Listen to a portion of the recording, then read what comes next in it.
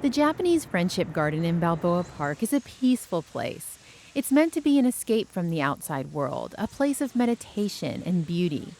Which is why it's surprising that a few months ago, the garden was the scene of a crime. Well, in the morning, part of what I do when I first come in is I sweep this gravel, and then I go around and clean other parts. Then when I came back, then I noticed there's a bunch of big gaps there, and so, wait a minute, there's a lot of stuff missing. 6 out of the garden's 19 bonsai trees were stolen. Many of those trees were donated. Bonsais are sculpted trees in pots or trays. It takes years to grow and sculpt them. Most of the stolen trees were worth between $300 and $400 a piece. Possibly the way they did was somebody climbed over the fence, and from the inside you can open that one side gate, so they propped it open, I don't know, and just grabbed as many as they could. The thieves could have also climbed up through the canyon at night.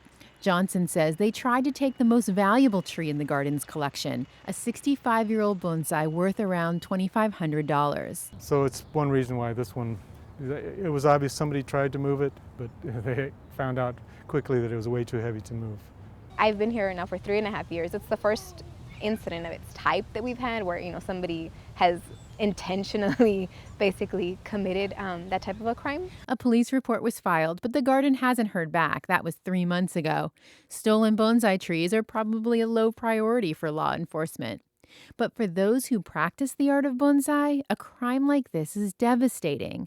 A bonsai artist may work on a tree for 20 or 25 years. Especially when you have that kind of relationship, it's almost like somebody kidnapped one of your kids.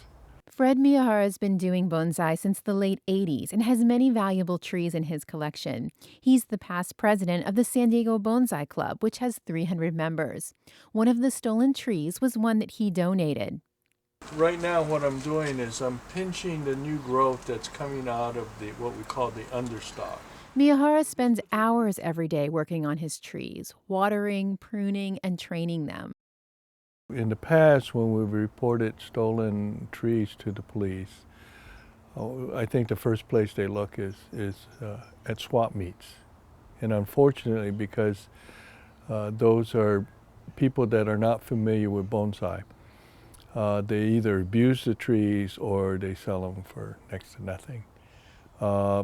Other trees are taken because they know the value, kind of like going into a museum and stealing a painting.